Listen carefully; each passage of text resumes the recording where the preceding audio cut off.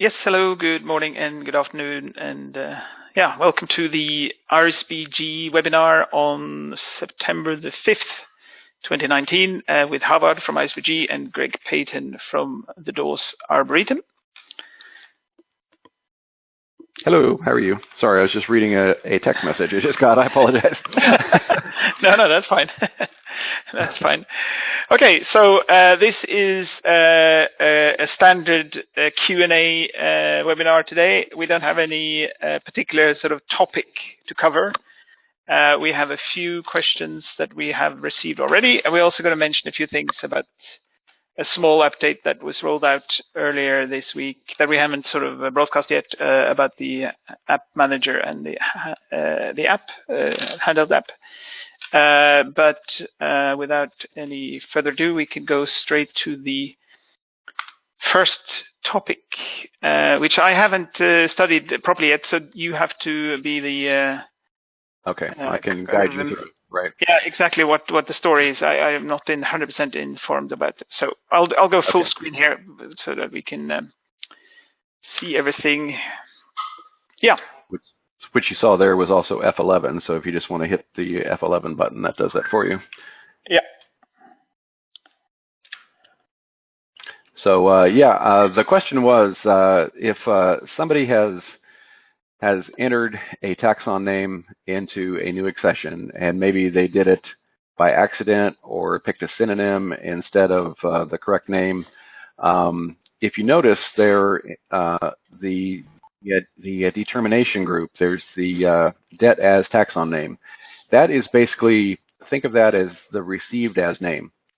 So this would be how the name came in for your accession. So an example I used and I have on my database is a maple, one of the David maples. There's Acer grosseri, which is a synonym of Acer davidii subspecies grosseri. I'm not sure if you have that in this database, but if you can think of something else with a synonym.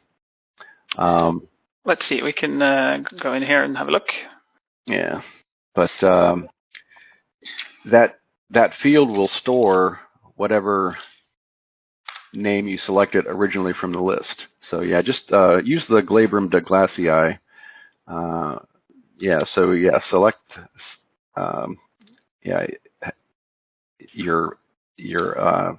you click insert. So that's subspecies. Well, actually, it didn't even put the variety. Drop down the. Oh, that's interesting. This should have. I'll bring it up again, and it should have. If I select it here, I would expect it to select the subspecies. Maybe there's some interesting stuff going on when it's go to search results. Yeah. Okay. And then okay. Now select. Oh yeah. Okay. So subspecies. Yeah. Now select and close. Huh. Oh, there's an interesting behavior when you do a homotypic, maybe. Okay. Well, then I clear the screen or undo. Yeah. You don't need to save. So now just from your drop-down box, don't search for it. Just close that. Now just type in a glabe space glabe, and now pick subspecies right there. Douglasii. There you go. So subspecies is the incorrect form of the name. This is a poor example because that's just a minor discrepancy just in the classification of what that name means. But if it was a totally different name, out in left field, it was totally different, but this will serve the purpose. So you see, the nursery sent it to you as subspecies, but the database that you maintain has it listed as variety, and this can be however you have it set up. Now, if you had done that incorrectly and you wanted to clear that, you would have to first drop down the taxon name box again, because if you just try to put in another name right now, if you put in Acer glabrum, watch this, just click glabrum. Well, no, there it changed. I don't know why it didn't for her. Maybe because you already saved it. That's the problem. If you make this mistake, save it, then you get determination history already. Okay. That's the story. So yeah. Should we do that? History? Yep. Yeah. So let's do that. Acer, and then we do the subspecies. Right. So you have to add provenance. Yeah. People are getting confused already, I think, but they'll save that. Okay. Okay. We are starting over now. Okay, this name was on your system. You received it as subspecies, and the system knew that that was incorrect, that it's actually variety. And now you want to, maybe this was in mistake, that you wanted it was actually received as variety. So if you go, you can't select variety again from the list. So, drop it down and select variety again, like it's already highlighted. And that won't change anything. No, that doesn't change anything. Correct. So to change it, you have to select a totally different taxon name, like one of those, and then you can go back and change it to variety Douglasii, and that fixes that box. Hey, and then you can get rid of the mistaken history item down there by deleting that. That was the whole story we had the other day. Yeah. There. Now that's the corrected record. So, to cut a long story short, if you incorrectly select a synonym, or in the received as, it's quite hard to revert it back to the right name, because it doesn't recognize this as a change. So you have to then, as we did now, change it to a completely different name and then go back to the right name and then clean up below with the determination history. Yeah, that shouldn't happen very often, but if it does, this is how you would fix it. Yeah. We can also, this is also, the other way around is just to take another example, which also happens, so since we're on the topic, so if I'm getting an Abies balsamia in, but it's not, so if you look at the name here, I'm just going to see if there's a cool synonym for it. Give me a quick patience here. So that's, let's say there was a synonym called Abies fraseri, for example. Let's say that was a synonym. So you got it. Valid, but still, that's fine. Oh yeah, we're just pretending here now. Okay. No, there is actually a synonym that's called Abies fraseri. So if you saw that it came in as an Abies fraseri, and you look for it, and you see that you have it, let's come with a balsamico. Let's call it balsamico just for the fun of it. So you got it as balsamico, and you have balsama, but you don't have the synonym here that you received it as. Then that's the way you go about it. Then is that you go into the name and you just add the synonym Abies balsamico, like this. This is just a not a relevant, made up name. Thank you. Yeah, and then you have to go back in and then Abies, and then select the new synonym. So that's how you deal with that scenario when you see that the synonym isn't there, but you want to keep track of what you received it as from the supplier.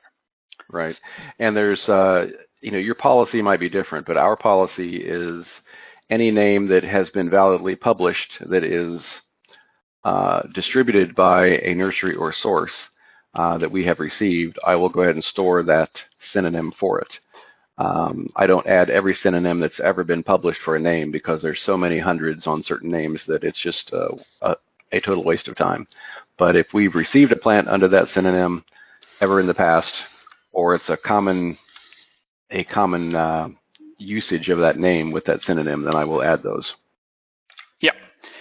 The final thing we can mention here, I'm just going to tidy this up again. I don't know why, but we're just going to do that. The final story is that if you got it as balsamico and you know it's just a rubbish name, I mean, it's like called an orthographic variant, or in plain English, misspelling. Yeah. Somebody on the nursery dyslexic or something. So, and obviously I'm saying that most people wouldn't like to add all these spelling mistakes as synonyms. It takes a bit of extra effort. But what you can do then is that you get it in here. Exactly. Oops. Yeah, thank you. we go in here, and then you can either, one easy one is to just write in a comment, received as, and then ABS balsamico as a spelling mistake. Another variant, you can also, after you've made it, you can actually type in whatever you like down here. Correct, because that name isn't stored anywhere. It's basically just a free-form box that stores the name, separately from your main taxon list. And Christina's question, though, that's a good point. Though she had said when you published a Garden Explorer, all the synonyms you've added will publish as well. Is there any way to hide some of the synonyms from being published to Garden Explorer? My immediate thought is no. What are your thoughts, Havard? My immediate thoughts are no. Yes. Okay, but I'm correct. So I guess you should be frugal. Okay, we can be frugal with the synonyms you add, knowing that they will be published to your online list. But there are a number of, like many of the large bracted dogwoods are now going to various other genera, like a Benthamidia for Cornus florida and things like that. So I'm trying to add some of those because some gardens might have switched to a Benthamidia florida for the flowering dogwood. And they think, well, Dawes doesn't have Benthamidia. But if you search for it on our site, you will see that we do. We just call it Cornus florida. Yep. Yeah, exactly. The list can be long. Yeah. Yeah. But another motivation for actually adding the synonyms is that Google will also create an index for those names. So, and people search for those names, your website will come up on the list if you have that synonym in. So commonly, often used synonyms can be, for that reason, useful to put in. Yeah. So long list of just vague historical synonyms are kind of a waste of space. Yep. You're welcome. Okay.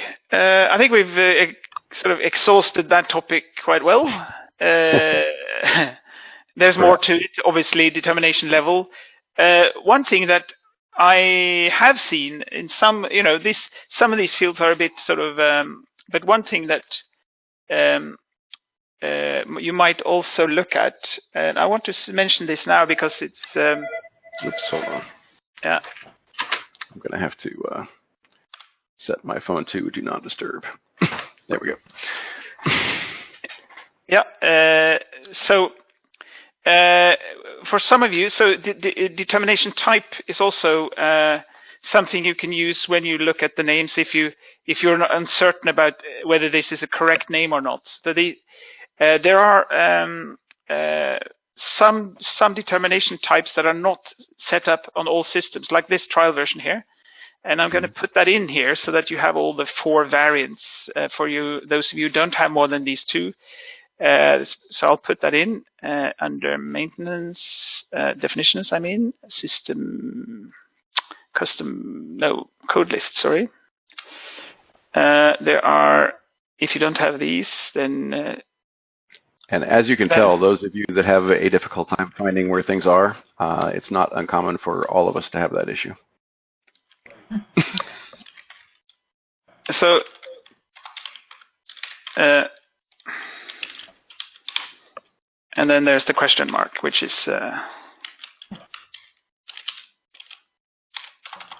when do you use the 4 variants, Greg? I actually add a couple of other ones in there too, because I'll use SL and SS, basically the senso lato and senso stricto. So, like whether in the Latin sense or in the common, the general sense. What was the abbreviation for that one? The other one? Senso.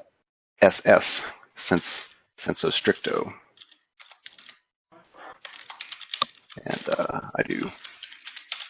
So, and it's not senso latte because that's another something different altogether, isn't it? Yep. Yeah. I just wanted to see how I spelled it here.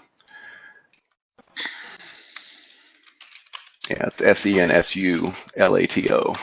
and STRICTO. Sensu, yeah, of course, yeah. Hello. Sensu lato and stricto. Yeah. I just had to check my spelling. Yeah. And when do you use those 6? Well, because sometimes there'll be something like a name that's like in the general sense. So it's a form of. It looks like it. Yeah, it's just another way to specify the same thing, but sometimes that's how material is received. So I'll just copy the style. Yeah.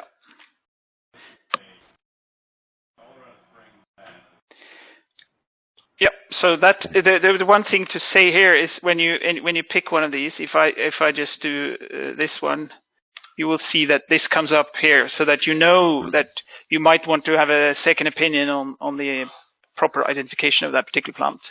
Mm-hmm. Is it a Balsama or what is it? Mm-hmm. But it will publish that way to the internet too, so use them. Yeah, yeah, but that's fair enough. I mean, that's probably just well, so that when a visitor comes and look and you see, oh, even the people who work here, I'm not sure. So that's good. Mm-hmm. I think it's a good way to express your uncertainty. Yeah. Okay, great. So that then we've had the full round with all the determination. Well, some of it. Let's move to the next question, unless there are more questions about this. It doesn't seem to be. No. Here's a good question. How do I show a map with the benches and the plants at the same time? Mm-hmm. Yeah. That is, interestingly enough, not something that you can readily do anywhere at the moment, apart from going into the maps and export 2 KML files and open it up in something like ArcGIS or Google Maps, the sort of what do you call it? Earth. Yeah, Google Earth. Yeah, exactly. So that's an interesting question. Yeah, no, actually, this ArcSync thing that we're working on won't do assets either. So yeah, that's sorry about that. So it would be with the map for the assets. That doesn't actually, I realized that that's actually not coming up here either. Mm-hmm. So when you only get the map for the assets when you're actually working inside the assets under here. Mm-hmm. And then when you click on one of them, you'll see all your assets here. And this is where you then can export it as, if I now go for, you see here, if I now go for KML, I don't get that either on this particular one. Oh, that's interesting. I'm talking poppycock. Some of the future growth possibilities there for you, Havard. Absolutely, yeah. I think this asset thing, I mean, we have to sort of stress that Iris was not designed to be an sort of like an asset management system where you can keep track of your, if you have very kind of say, let's say, a lot of benches and other types of assets that you want to keep track of in a more sort of detailed manner, then Iris has definitely some potential to be improved there. Alternatively, you need to look at some other products maybe to do that. ArcGIS has many capabilities for that. So yeah, but yeah, if you were to set up your base map, if you have an ArcGIS base map that you created, you could add your benches as symbology on your base map, and then they would view up on the map with your plants. Yeah. But that's an interesting thing to think about, to add more sort of integrated capabilities for that. And on that point, too, if you show them about your map selections, how you can specify different layers that display. You could have one map saved that shows benches and one map that doesn't. Yeah, what I'll do is I'll bring up a copy of your map, because it's sort of I don't have any good examples on this particular map here. Okay. Hold on.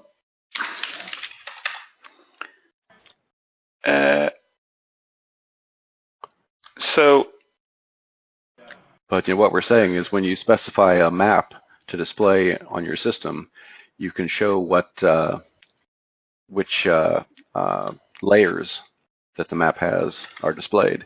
And by default, I set up my map with all the layers that I want to see, so it's basically everything. But you can say certain layers are only visible. So like right now, once you zoom in, you start to get, if you go closer, you'll get planting beds appear. So it's set up to, there you go, and grid lines, cell areas. So it's set up to showing you the garden code, AZA. BB13 was the grid cell within AZA. But if I had benches on there, you could specify that on this named map, it showed benches, but on some other map from your map type dropdown, it didn't show benches. Yeah, so in this case, let's say I created this one is with the benches or something, and then I create a new one. I'll just call it without benches. Yeah, just make something up. Yeah. I'm just copying that. So I'm making so this is basically using the same map service. Here, this has 24 different layers. That is something you would see in the layer description. So let's say this 7 is the benches, 8 is something else I don't want, and I don't want these things. So I take those away. So that's a slightly different map. But it's basically from the same original ArcGIS map. We just have 2 different combinations. And then I'll save that. If we look at this now, it's going to be interesting. See what we're going to. Yeah. Greg, you will probably spot what's not here, but I don't know yet. Let me see. Zoom in a little closer yet. Do we still have?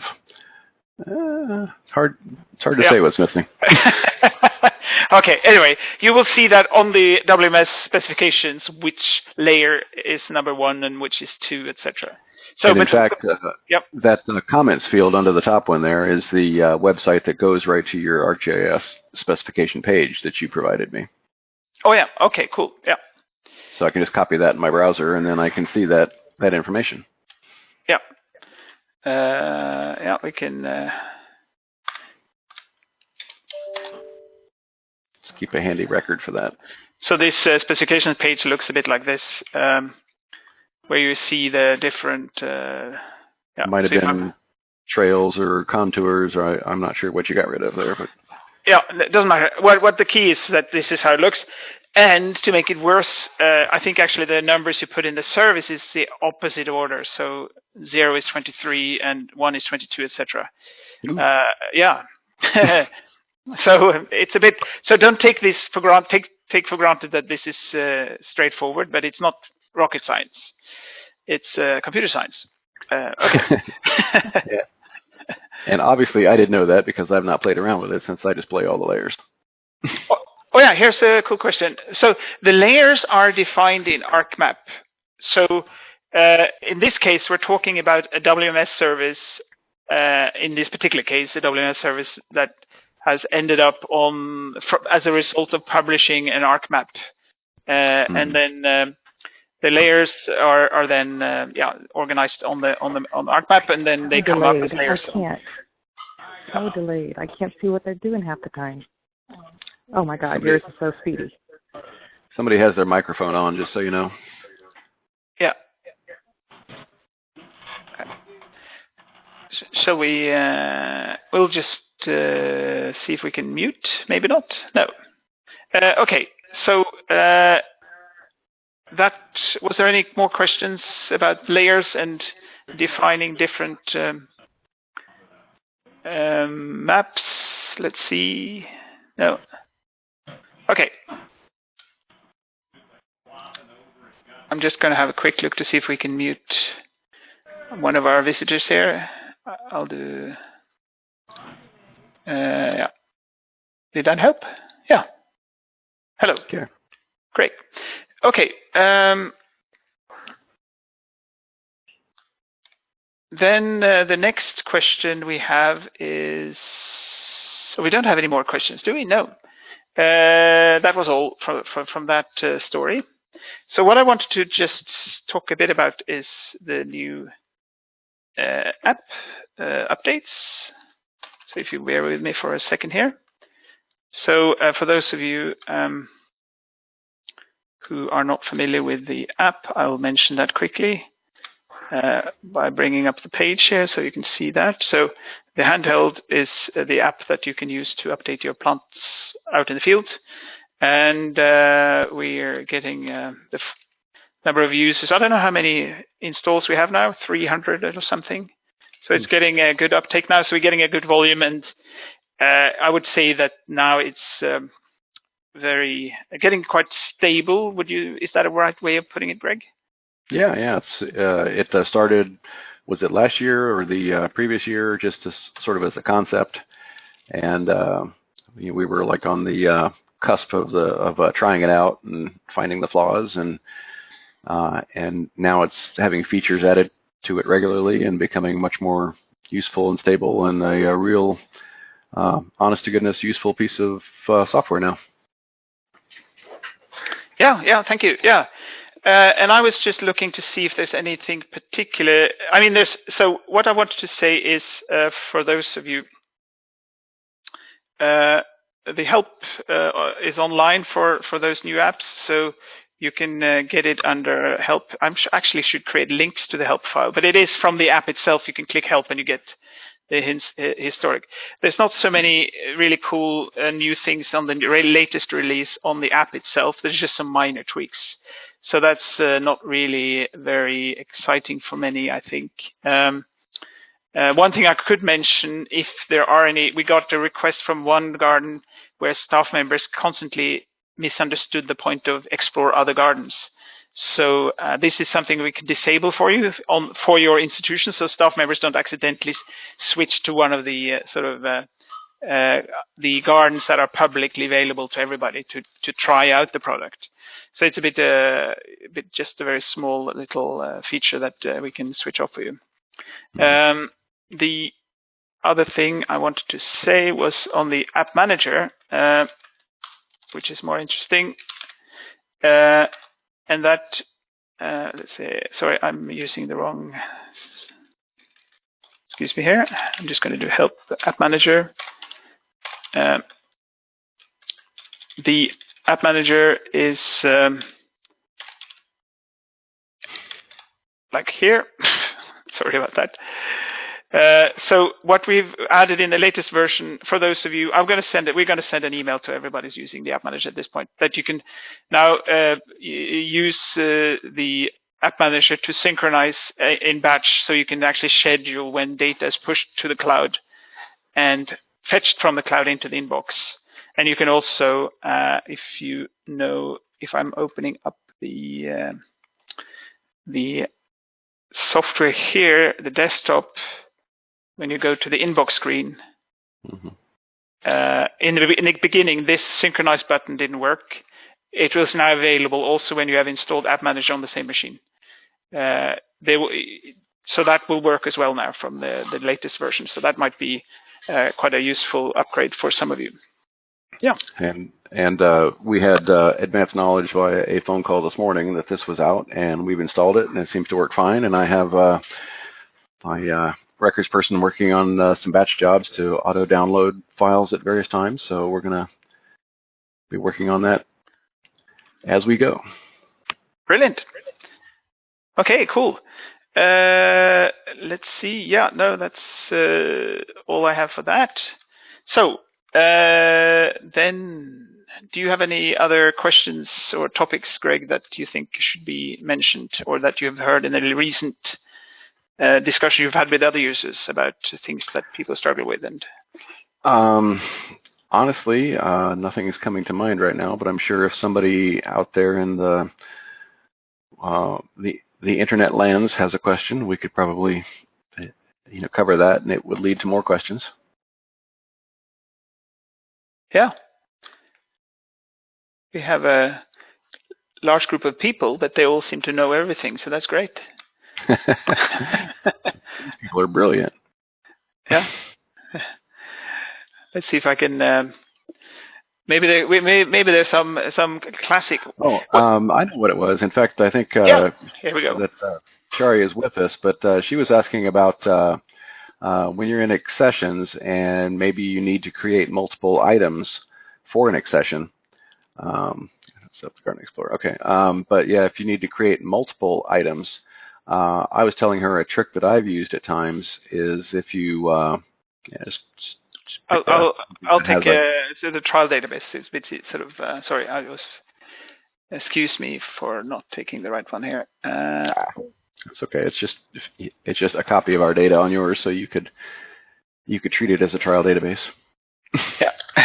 Well, I'll just bringing this one up. Yeah, and then you have this. Okay. Yeah. Now, when you want to create multiple records, like say you want 5 items on there now, all with the same planted date. Instead, you could add item, or if you were to take, you would have to do them from scratch. But if you had a number of fields filled out in your display on the right side there, go ahead and delete that item you added. Just go ahead and delete that. Then on the one that says planted, go ahead and change the date or the name to, or the status to inventoried. So 0.2. No, on 0.2. Or this one. No, that's the history. 0.2. This one. That, sorry. Yeah. Change that one to inspected, and just make it today. It's fine. And save that. So now you're going to have history to that one with the planting date, right? So drop that down. There you go. Now take planted. Now hit reject history. Yeah. Hit that, and now change that to 0.3. and then save. Now watch what happens. No, if you so that creates a new planted record, but that got rid of the history. If you were to have changed the date, though, it would have retained the history and just created a new record with all the other fields still filled in. So okay, so let's do it again. I see your point. So if we now change this to moved, for example, or we could just do inspected, but then this is a super hack, Mr. Payton. But yes, that's fine. Okay, so now take that planted record for right there. Now reject history. Change it to 0.4. Change the date to today and 0.4. Now save. Now watch what happens to 0.1. It keeps the planted date, but you have a new record built out of that. So you still have to go in. You're cloning historic entries to become new plants. You're cloning data with clever. Yeah, it's very. Yeah. You still have to do some editing and change the dates to be what they actually are. But at least if you had notes and locations and everything and label types filled in, all that information is brought over with it. Yeah, exactly. Yeah, no, that's a great, funny solution to this problem. Yeah, cool. I was just thinking, is there one way to say that in a more generic way when you record? So what happens is that you typically have, you want to record like 10 plants. Let's do one cool example then. Let's say that we want to use this. Let's call it a hack to create 10 plants, 10 different items. So it's an ABS, or it doesn't matter. We take this one, and we have provenance, garden. Then I'm going to go in here. So we're going to put a location in somewhere. We just do Granny's garden, status planted. And then we're just going to put in 2019 here, a number of specimens, 1. Okay. And then I'm going to create this little thing we can use to recycle. I'm just going to then change this to today's to get a new historic entry. And then we got it. And then I can use this as my rogue little cloning source.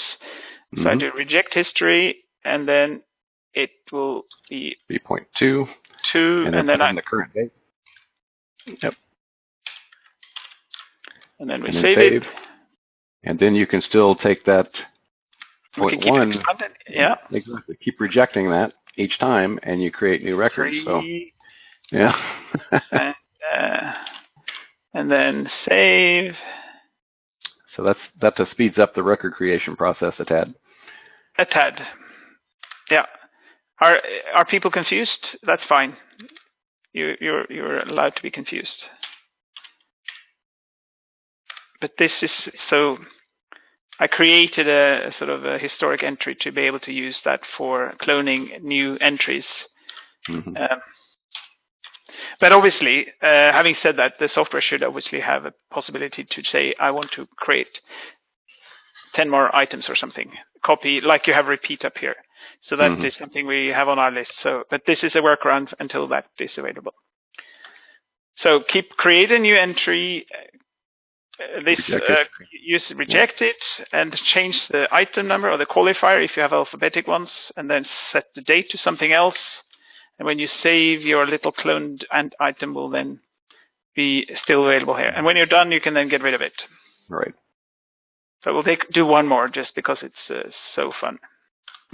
Okay. Because it's so easy. Yeah. And then here we go. Okay, so that's how to clone a data record. Now I remove that little one I made. And so here we go. Yeah, there's no specifying it's a planting, there's no specifying its location, there's no specifying the status. All you're changing is you're adding the qualifier and the date, and you just made a ton of records in no time flat. Yeah. Okay, so that was a new little trick from Greg's little box of tricks. Yeah, so how to set up Garden Explorer. The setup, what we could do is, let's see if we just go to, do we have, just go to Garden Explorer here. So if we go to, I know that there's an issue with those who have hosted it on Arboretum Explorer, so I'm just going to go, we're working on that. Our apologies for anybody who's, but if I go to Santa Fe Botanic Garden, Santa Fe Garden Explorer, so the setting up, as in, there are certain things that we set up for you on the website. So there are different. What do you mean by setting up? I suppose there's what type of content do you control on what is made available online, and what can we configure for you? So some of these things.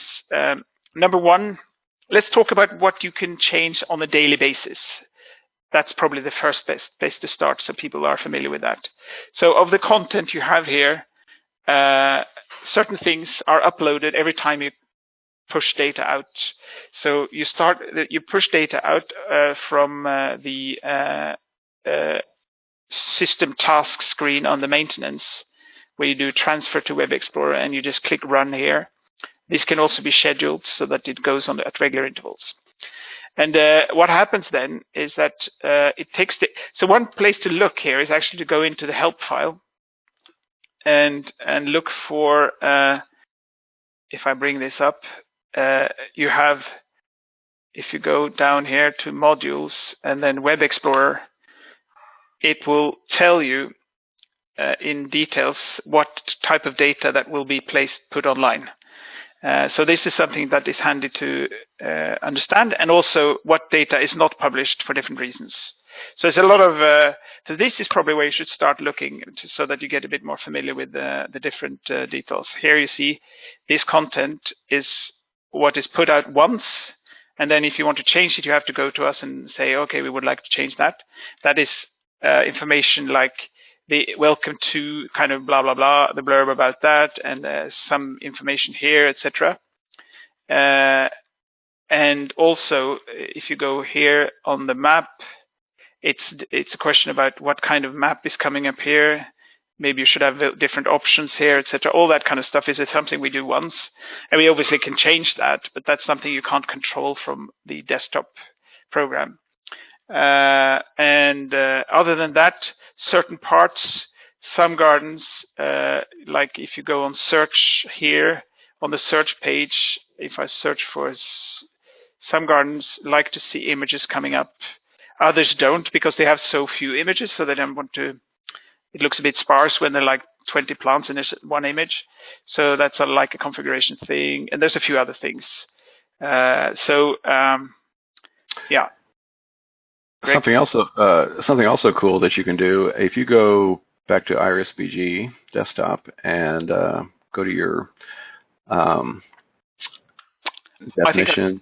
Yeah, the collection. Yeah, the collections. Yeah. Yeah. And they're under Web Explorer. Let's bring up yours here. I think Okay. because you have a bit of data there. I think. But one of the main image on your website can change monthly based on the date. Yeah. So so this goes back to the front page here. What is displayed here on the front page? If you go under Management, Collections, and then under Web Explorer, click there. That. You see how I have 12 images set up, so that and they're like seasonal. So January, it's still cold in February here. March, we start tapping the maples. In April, the cherries blossom. So you can set up your year. May, June, it's nice and lush, flowers. Fruits start forming in the summer. You get your summer blooms in August. Start to get some fall color. Then we're now into fall color. I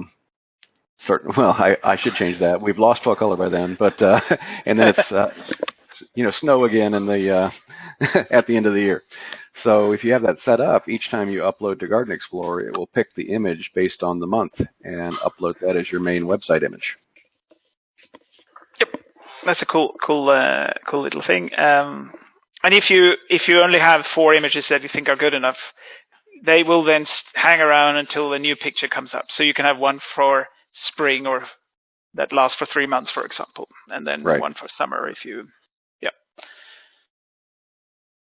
okay, so I think that instead of us going in further detail, look at the help file here, and then you will see there are things like restrictions that will stop certain things from being published, and there are like one thing that's very easy to understand is when you go on the locations, for example, you have a column over here, say publish. So you might want to look at that and say no to your nursery, for example. You may not want to put that out on the website. If you scroll down to N, you'll see that our nursery is set to no. So right there, set to no. And if you expand that, I don't have to have entries for everything that's under the nursery. As long as your top grouping is set to no, everything under it will also be set to no. Yep. Great. So here's a question from Peggy. Having trouble linking photos of the same species in different locations on Garden Explorer. Having trouble linking photos of the same species.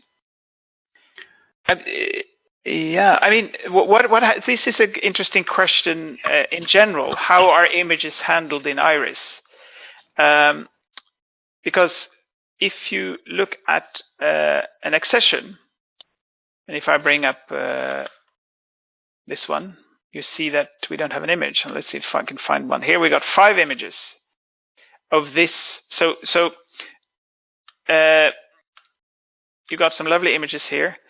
And we are on the accession. So all these pictures are image of accession number D/00093.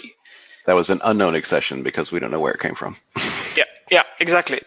But the key point here is that when you take a picture of a plant and you know which accession it is, then you should add those pictures to that accession.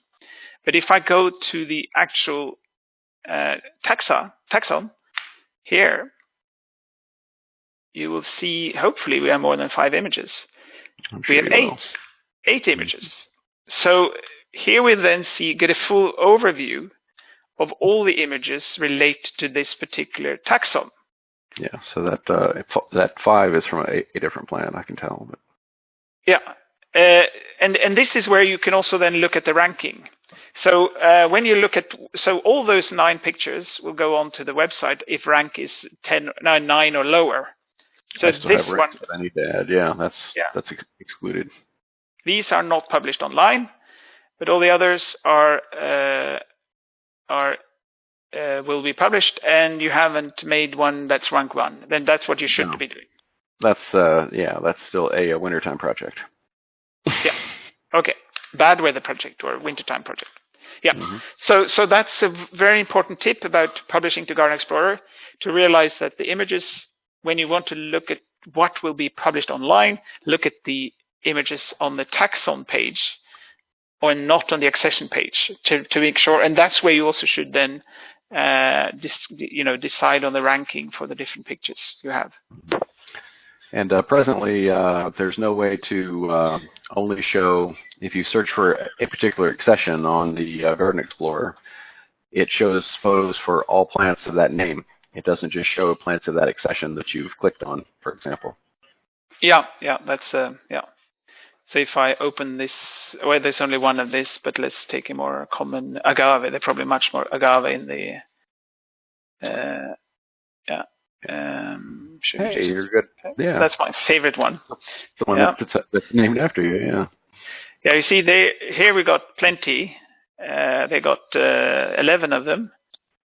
But when we look at these, look at that one. That's really nice. And this, as you were trying to say, I think, Greg, was it that you could see which accession this particular picture is? Right. It's not showing you which plant that is. No. Yep. Okay. So that's about to become tequila, I see. Yeah. Okay. About to become tequila. Not sure how that species works. It's typically red or blue, but I don't know. I thought they all became tequila, especially this one. Especially That's this one. You're a Norwegian tequila. Exactly. Yeah.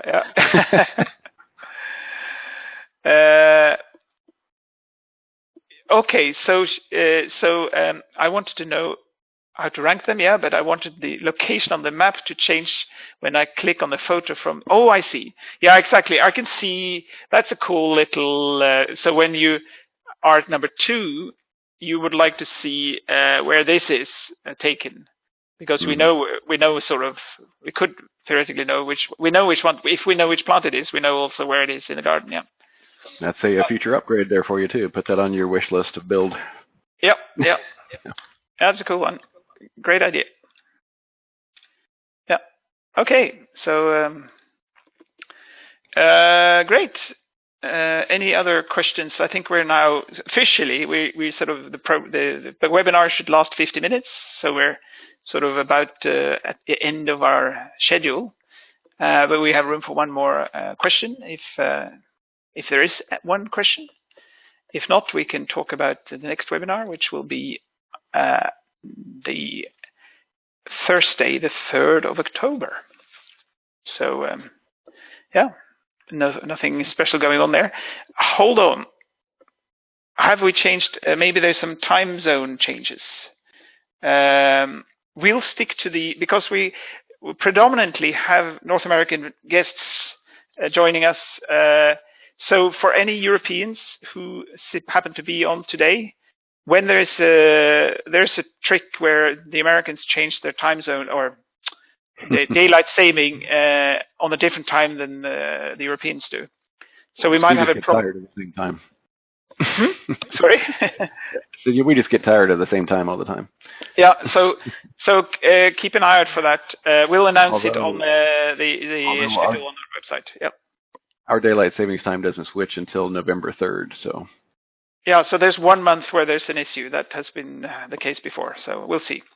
Yeah. But I haven't figured that out, what's going on. So, okay, well, thank you so much again for all of you to join. I want to make one final note, actually, because this is like index seminum time for some people. I want to plug a video that Greg and I prepared about index seminum. So if you want to and are uncertain about the whole story about index seminum and how to set it up, on our YouTube channel, which you should subscribe to, there is a recording about that. I'm going to bring that up. Just search for index seminum IrisBG. Then you will find it here. That video, preparing an index seminum. that's quite handy for those people who are doing it for the first time, but also maybe some helpful hint for you, for if you have already done it but think that you might want to refresh. It's also something you do once a year, so you might feel a bit rusty every time you try to do it. So. And you can also watch about how to plant potatoes. That's an alternative, or how to grow Irish tea. Yeah, there you go. If you have 5 minutes, though, while we're on the subject, I did have a question from Elaine, since she's in the midst of preparing hers, and I wanted to run this idea by you to make sure that it was sound. But if you have your stock items set up, and you, like, say that you're collecting seeds from a plant in your garden, if you want to go to store, stock items, and just click search just to bring up everything. Or yep. Yeah. So if you repeatedly collect from the same accession seeds every year, you could technically just find that plant and change the collection date to a new date each year and just maintain the same accession. So change that date to the date that it was collected from the plant in your garden, right? Save that, and then add that to your current list. And then it would be the newly collected seeds from that same accession. So rather than adding a whole new stock item each time, you could just change the collection date. Is that sound advice? I'm not sure I would do that because of you have the repeat thing as well, because the problem is whether you look at the data in its entirety as a documentation of the catalog. Mm-hmm. And I think the catalog will pull information from the stock items. And if you then change collection date, you might mess up that part. So I wouldn't be, but if you did a repeat on it, it doesn't seem to take the accession information and copy that either. So that's a bit hopeless. Mm-hmm. Yeah. But yeah, for her, their accession plants, like say they're in the greenhouse. She's going through and collecting seeds from succulents or other tropical plants, and just wants to add it to the current year's list. I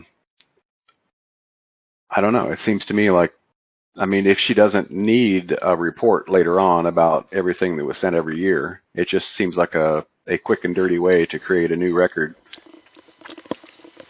Yeah, but the key point, I suppose, is that you're aware of the possible risk there, but it's not a big risk. You still keep the track of what the people received and so forth. So right. Yeah, I'll double check, but that's my gut answer.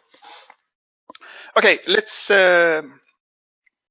We can have a quick chat afterwards. I'll just say thank you so much for joining our September webinar, and hope you all have a wonderful spring or autumn, depending on what part of the hemisphere you are. And then we'll see you in a month's time, if not before. Thank you. Okay, cheers, bye.